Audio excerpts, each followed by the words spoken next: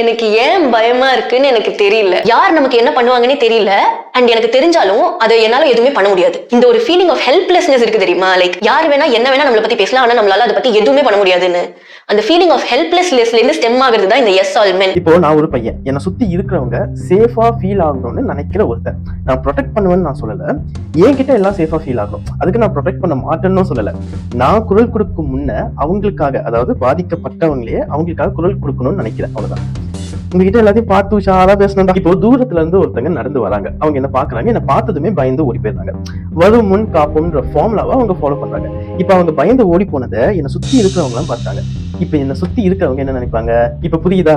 பெரும்பாலான மக்கள் ஏன் இந்த எஸ் ஆல் மென்ன்றதை ஏத்துக்குனாங்க? 60% ஆண்கள் நல்லவங்கன்னு வச்சுப்போம், 20% ஆண்கள் இங்க இருக்க சட்டத்துக்கு பயந்து அடங்கி இருக்காங்கன்னு வச்சுப்போம். மிச்சம் இருக்க 20 தான் நம்ம பிரச்சனையே.